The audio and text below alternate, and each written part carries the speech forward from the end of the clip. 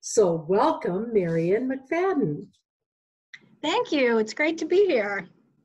Why don't you start out by telling us just a little bit more about who Enterprise Community Partners are and what they do?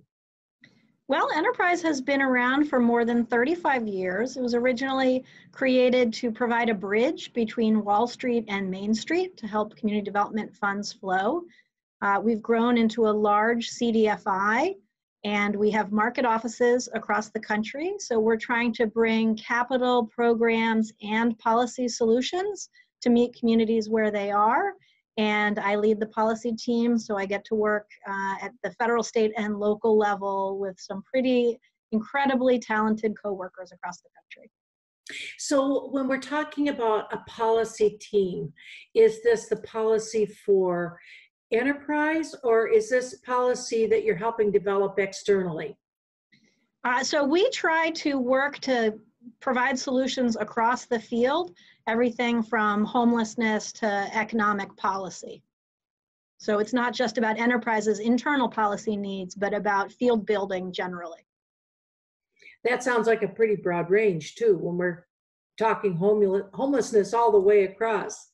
And there are certainly areas where we lead, such as advocacy around the low-income housing tax credit, and areas where we support the initiatives of other national experts. So you're a fellow, you've been selected as a fellow for the American Academy of Housing and Communities. Tell me a little bit about your role in that arena, even going back to HUD, giving me some thoughts about what your experience there was. Well, I worked at HUD for a total of more than 15 years. Most of that time was spent in the Office of General Counsel, so I got to work with some great people there, including Bob Kennison and Elton Lester. And I think I was inducted into the Academy because I really had a front row seat at a very small table of people working on federal disaster recovery policy, starting around 9/11, when Congress started looking to HUD to be a leader in long-term recovery. So when you go back to those days and you contrast public policy then and now, give me your thoughts. Well, you know, the 9/11 recovery was the first time that Congress gave HUD more than $1 billion for recovery. It ended up being about $3.5 billion, which at the time was a staggering sum. Now, if you just think about post Hurricane Maria, Puerto Rico alone is receiving more than $20 billion from HUD. So the field has grown by leaps and bounds in terms of when Congress is providing money to HUD for disaster recovery, but also the policy that governs the dollars has grown and grown. You would hope that the emphasis would be on getting the funds out more quickly, and sometimes that's been the case, but other times it's been about adding more layers of bureaucracy. Back after 9/11, we had statutory authority to do waivers, which is pretty much the most fun lawyers are ever going to have, is waiving the laws that they ordinarily, all of us have to live by. But we still, even then, just did a very short set of rules in the Federal Register. Now the Federal Register notices go on for pages and pages because there's more infrastructure, more folks in the Inspector General checking and coming behind all the policies.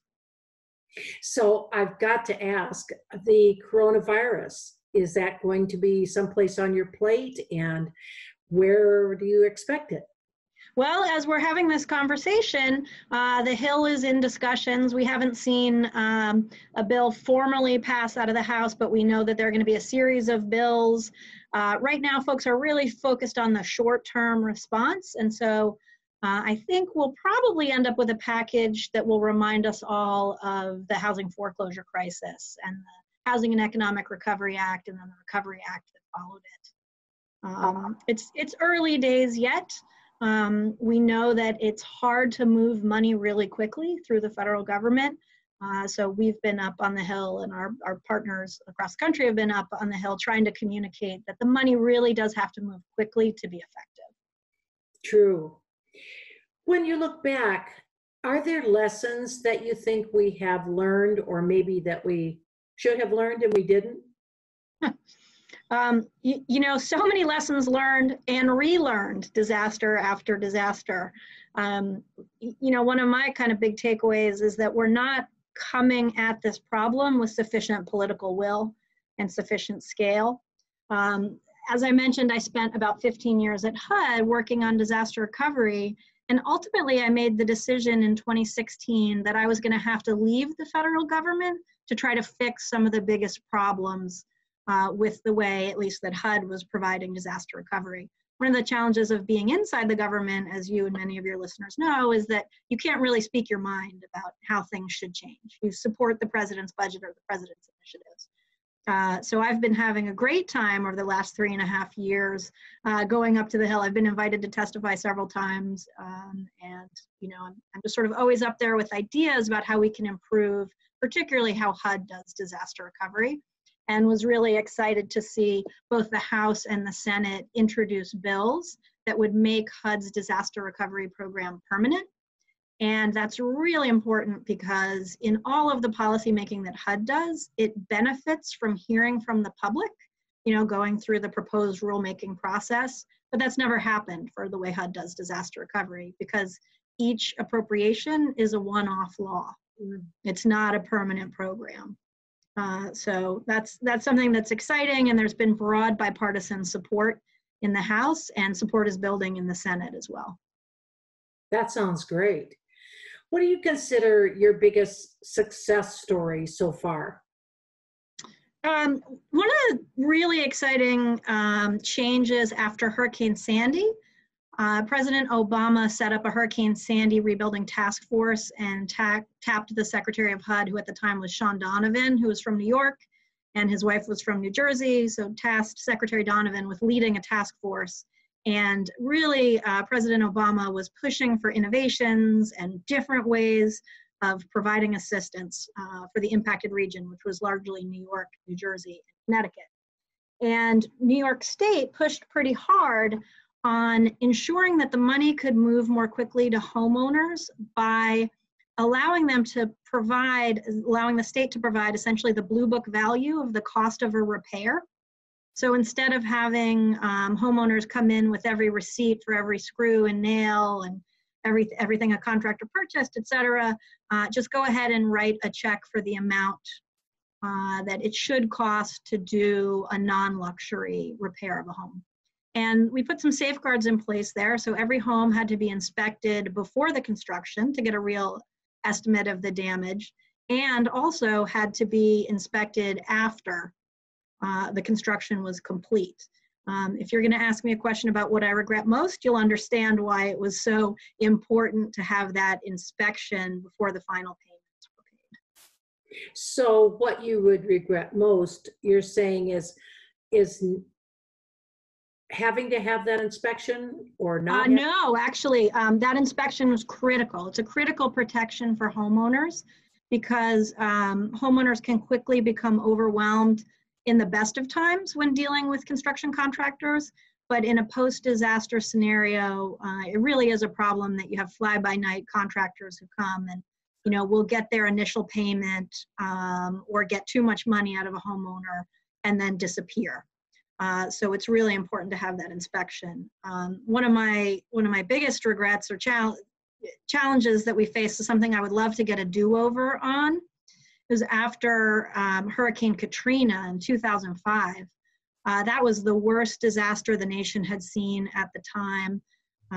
There were hundreds of thousands of homes that were going to need to be repaired with government dollars because insurance funds were so inadequate. And the states came into HUD at the time and said, there's no way we're going to be able to do a traditional HUD rebuilding program. We just won't be able to move quickly enough. So we want a waiver to be able to pay people not the cost of construction, but to compensate them for their economic loss. So the difference in their property value before and after the storm. So at HUD, we looked at it at the time, and we thought that if there were some additional consideration of the lowest income people, an additional compensation grant provided for the lowest income folks, it would probably work out and be a wash. And that is not what happened, because if you think about the cost of construction isn't really very different based on what neighborhood you're in, but property values are really different. So a bungalow in a white neighborhood ended up having a greater grant that could be received than a bungalow in a black neighborhood. And so there were huge civil rights implications that we weren't able to understand at the front end, which led to Fair Housing Act claims and litigation. So how would you do that differently now? So really putting the emphasis on the cost of construction should be the basis of determining how much money gets provided for homeowners. And so after Hurricane Sandy, jurisdictions did that different ways. Some paid homeowners directly, some paid contractors to do the work. But in every case before final payment was made, and this is the case still today, there had to be an inspection to make sure that the property was in good livable condition, so that homeowners in the end were able to move home to somewhere that was safe. Do you think there's a preferred way to do it? Well, we haven't found a really fast way to do it. I'll say that. We just haven't gotten to the point of knowing what's the best possible way to do it. And sometimes the grass is greener. After Hurricane Sandy, we got officials together from New York and New Jersey to talk about some of the challenges and the successes of their programs. And one of the problems they identified is that you can't tell at the front end which homeowners are going to be able to see the process through independently and which are going to need the most help. So the answer ultimately was to stay flexible and allow people to move between categories. So either doing the work themselves or having the state or the city do the work for them. And how would you make that determination in the future? Well, I think having safeguards in place to check how contractors and homeowners are doing along the way. So one of the things that New York City learned is the importance of staying in close contact with homeowners who've been impacted and building owners who've been impacted, and giving them tight deadlines for returning their paperwork, and understanding that if someone's not returning their paperwork on time, that it may mean that they need a higher touch type of recovery to see them through. So kind of a mini evaluation along the way. Yeah, exactly. Okay. So what do you feel in the years, whether you're at HUD or whether you're doing what you're doing now, what do you feel has been your legacy? Well, I think I'm still building it. I hope that I am, because we haven't gotten these programs to where they need to be. I think, at least at the time when I was at HUD, I was known for my flexibility. So in the Office of General Counsel, that was certainly something that was prized by my clients. The ability to work with the Hill and to say, oh, if this is what you want to accomplish, let's think about doing it this way or that way. Inside the building, working with different political teams, whether they were Democrats or Republicans, being able to say, I love your idea, here's the way the law gets in the way, here's how we can work with it. But also working with the jurisdictions to help understand the realities that were slowing them down and causing challenges in their programs, and trying to meet them where they were to offer solutions. And sometimes that means being willing to take the risk that the Inspector General or the GAO or someone will come along and criticize in order to get them what they need at the moment. Because the rules are kind of the same on the back end for compliance with federal laws. And so that really kind of makes it more challenging to administer these disaster recovery programs. There's just no extra flexibility there. So I hope that they'll consider it my legacy to have been a strong leader who is willing to take some risks with the public interest in mind. A lot of people have been talking about HUD's role today and feeling that the need for what they do, or that their role might change or maybe should change. Do you have any thoughts on that? Yeah, well, I think that HUD is undervalued in terms of understanding the needs of the lowest income people. That is HUD's specialty. HUD really knows what it takes to serve the most vulnerable people. And that's something that sets HUD apart from FEMA and from all the other federal agencies. And so it's very important that we preserve that role. I think that really HUD's role should be increased. And what we're lacking is the political will to get to the scale we need So it's been terrific to see state and local governments stepping up and providing more housing resources. It's been great to see the private sector, for example, healthcare providers, getting into the housing field. It's all very exciting, but at the end of the day, HUD needs to have more money in order to meet the problem at scale. And how do you think they pose that to Congress? What could they do to get more money? Well, I think one of the biggest challenges for HUD is Congress not having faith in them, having a lack of faith in their ability to manage the budget, to have numbers that are defensible and solid. It's been more challenging to be an advocate right now on the outside of government at a time when the government's saying it doesn't want more money. So for example, we just saw the president's budget come out and again call for, complete elimination of programs that the country relies on, things like the home program and the CDBG program, right? And proposing cuts to other critical programs. We need tenant-based rental assistance and project-based rental assistance and homeless funds and flexible grant dollars for communities. So there's some tension. Now, we've been very fortunate in that the Congress has, kind of stuck with their line of the president proposes and the Congress disposes. And so the budget cuts have not followed the president's call for the budget cuts. But it does make it a little harder to advocate for increasing programs when the political leadership is saying, give us less, not more. There's a lot of discussion on supply and demand in affordable housing. Talk about that a little bit. Sure. Well, here at Enterprise, we work with the National Council of State Housing Agencies, NCHSA, to lead what's called the Action Campaign. So this is well over 2,000 government organizations, for-profit and nonprofit developers, civil rights organizations, folks across the spectrum who are engaged in affordable housing production and preservation. And we're all united behind the low-income housing tax credit, which is the nation's strongest vehicle for production and preservation of affordable housing. And really so important to see an expansion of the authority available. We've been advocating for the Affordable Housing Credit Improvement Act, which would expand the low-income housing tax credit authority by 50% and enable us to really expand the work that's going on around the country. One thing we know is that the housing credit works as a vehicle to develop the kind of housing that communities want, that renters can afford. One of the concerns that people have had is the need for layering and how that brings a complexity to it. Yes, this is certainly a complex field that we find ourselves in. I've been here 20 years or more, and I'm still learning things every week about what it actually takes to produce and preserve affordable housing.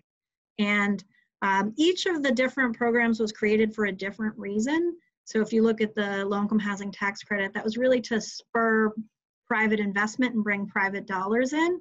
But you do need to layer in subsidies, so things like the federal home program dollars, in order to still make rents affordable year over year to the lowest income people. So retirees and the disabled with very low incomes. Their incomes are just simply not sufficient to make the debt service and cover those monthly costs on properties. Talk a little bit about how the home program does this.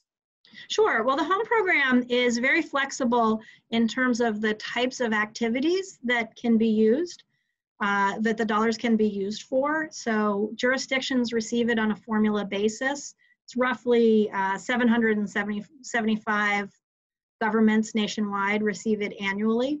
And they can do everything from down payment assistance to rental assistance, homeowner rehab, really whatever a particular community needs for their rental housing, they can, and their homeowner housing, as long as folks are income qualified, that's what the home program can do. And so it's a resource that's been used in many different ways by different communities, and it's really critical. That's another priority where we're up on the Hill advocating for robust resources. Why do you think more communities don't use that as a vehicle? Well, the number of communities that can receive it is determined by HUD, and then the funds are provided by formula. Some of the funds go to states, and states have different methods for distributing those funds. So they're out there. The thing that's the challenge with the home program, with some of the other HUD programs, is that the numbers go up and down every year, and so the reach sometimes gets limited. Love to see the program get back up to its high water mark soon and keep climbing. The high water mark was around 2011, 2012, and then it took a dip. But I think we're going in a positive direction on the way back up. We were talking about the tax credit program, and you said it was primarily a tool to get more investment, private investment. Do you think there's any way that we could somehow make that, keep that our vehicle, but make it easier for people to use?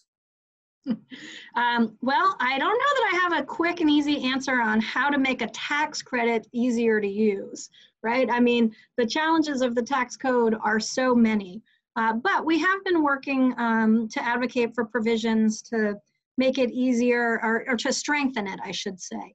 So to make it easier to serve certain kinds of population, like tribal communities and other elders. So we're working on that, but I think inherently anything involving Title 42 is just going to be a little bit of a challenge. Well, I'm primarily talking in the way of layering, because of the amount of layering that has to be done. Do you think that maybe vouchers specifically for that purpose, or any ideas of how we could do more with what we've got with the programs we have today? Yeah, I mean, certainly if we were able to start over, I don't think we would get to what we have right now. I think everyone agrees that we'd love to see some streamlining. But the challenge is that there are different committees on the Hill that put the packages together. So appropriations are controlled by different folks than tax resources.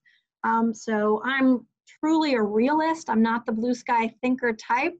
I'm not so much for writing white papers. I'm more for being up on the Hill saying, what can we get more this year for communities right now?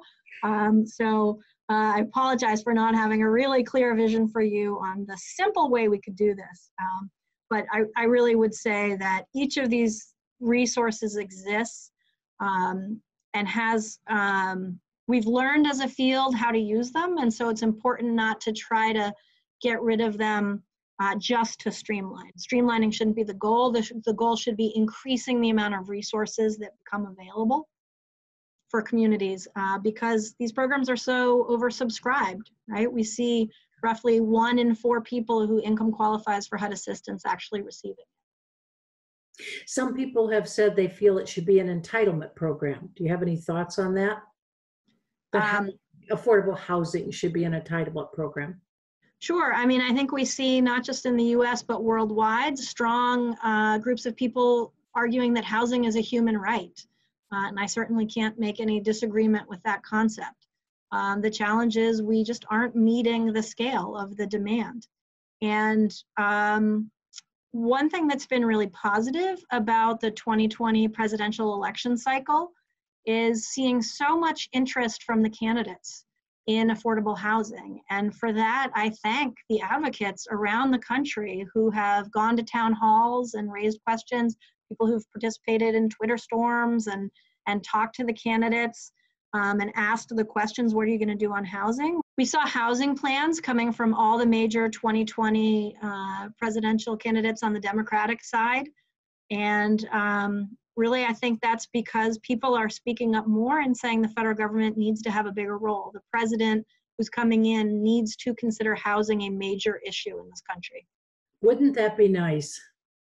It's certainly been historic. You know, during the Democratic debates, we saw not just the first question being asked about affordable housing by a moderator, but 2 questions being asked. And we saw candidates bringing up the issues of housing proactively and not waiting to be asked, which is a big change from just 4 years ago.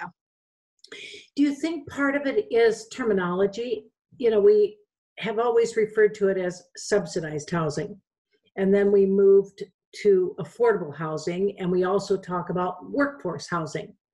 And do you think we're just trying to make it more palatable to the voters or to Congress? Or do you think there's really some differences in them? Well, we've been talking about housing affordability lately. And probably if you looked at Enterprise's blogs, you could tell by year based on the language that we use. And that's about trying to understand the language that's going to be clear and compelling, but also that won't trigger misconceptions in people's minds. And so some of the things we've looked at through focus groups are what people hear when we say affordable housing and what they understand. And it turns out there are a lot of misconceptions out there. But when we're up on the Hill and we're talking with members of Congress, we get a lot of questions about homelessness because it's such a visible problem, including in rural areas. So it's not just contained in cities or major suburbs. And we're also hearing a lot about young professionals and the inability to buy first homes. And so that's really gotten us thinking more along the lines of housing affordability than affordable housing. Of course, our core work is about low-income renters. But at the same time, if there's a way to frame the conversation that will get people to listen and to understand why you're talking about the need for the federal government to be involved, I'm all in for whatever language is going to get people interested in having the conversation. Let's talk about homelessness for just a minute. In talking to one of my guests who has worked for Catholic Charities and promoted programs for homelessness in Honolulu for most of her life, she talks about, I believe it was called Housing First, and talks about the need for a more inclusive program where it's looking at social needs, it's looking at health, mental health, et cetera, not just bricks and mortar. And the other side of the coin is that she says it's very, very expensive, and that's per person, and that's why it's difficult to get it through. Give me your thoughts on all that, would you? Sure. I think the Housing First movement has been one of the best innovations I've seen in my lifetime. So I started, you'll laugh to hear me say I started in this field, but as a teenager. So my mother was an Episcopal priest, and her church had a soup kitchen. And I started volunteering in the soup kitchen around the time I was 14 or 15, and understanding the challenges that people were facing receiving housing. And for some of the chronically homeless population that I was working with, alcoholism was a real problem, but they were finding that they couldn't get housing. Well, expecting someone to handle a challenge as big as alcoholism while living on the street or couch surfing is just kind of too much to ask. So this move to saying we're going to put the roof over your head first and then start working on the more layered, complicated challenges has really been terrific, and the data prove out how successful the method is. Do you think that Congress will ever be willing to put that kind of money into it to solve the problem? Well, I'm an optimist. I told you before I was a realist, but I'm also an optimist. And I think yes, because more and more we're seeing that there are places that are functionally ending homelessness. So we know what's working. We know how to do it. And telling that story over and over is working to convince Congress that this is something that can be handled. It's not just an endless need for checks, but it's a need to keep doing what we're doing, keep applying force, not literal force, but to keep working hard and applying elbow grease to get communities providing services at the level that they're needed. And I think, yes, I think that Democrats and Republicans all want to end homelessness. Yeah. What would you say to a young person today? I mean, many people are involved in social causes, feel very strongly about helping. What would you say to them? I would say welcome. We need you in this field. We are not overflowing with young people here, so please come and join us. Don't go form your own nonprofit. I don't know that we need 1 million more nonprofits, but figure out what you can do from where you are and keep up the political pressure. Use social media, get folks your own age or any other age involved, because we need to keep this issue front and center, talking about both the challenges and the solutions that we know are working. And really, just there are lots of opportunities for innovation in the field. So if you think there's a better way, keep raising it and saying, why aren't we doing it this way? Well, I really appreciate all your input, your past guidance, your involvement, how much you care about what you're doing. Those are all extremely important things, and continue to be fired into, I think, the industry, and we appreciate that. Is there anything else that you would like to tell our listeners or share with them? I guess I would just say advocacy works. So we see the numbers go up for federal appropriations.